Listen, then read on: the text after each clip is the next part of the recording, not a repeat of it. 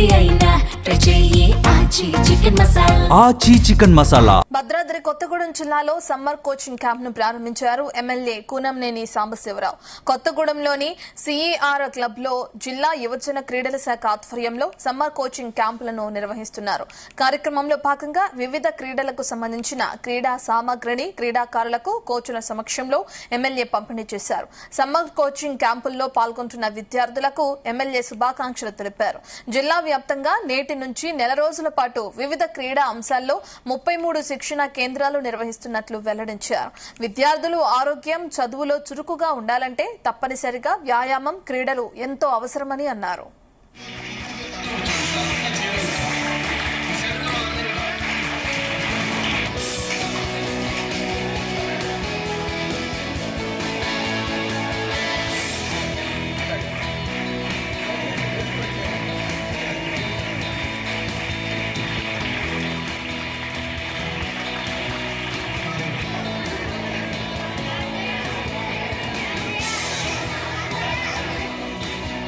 జిల్లా స్థాయి వేసవి క్రీడాకారుల శిక్షణ శిబిరాలు ఈ రోజు ప్రారంభమై జూన్ 5వ తారీఖు వరకు కొనసాగుతాయి.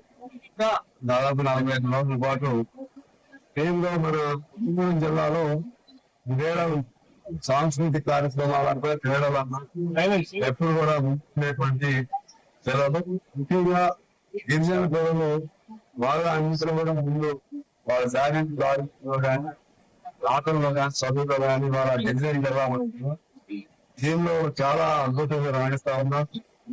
ఆ క్రమంలో ఒక పర్యాయం తన అథ్లెటిక్స్ వారికి సీఎం కప్ కూడా కొత్తగూడెం జిల్లా క్రీడాకారులు సాధించడం జరిగింది. సీఎం కప్ ని సాధించారు. ఈ సంవత్సరం కూడా ఈ 45 రోజుల పాటు విజయంగా ఈ సందర్భంగా మన క్రీడా అధికారులకు కోచెస్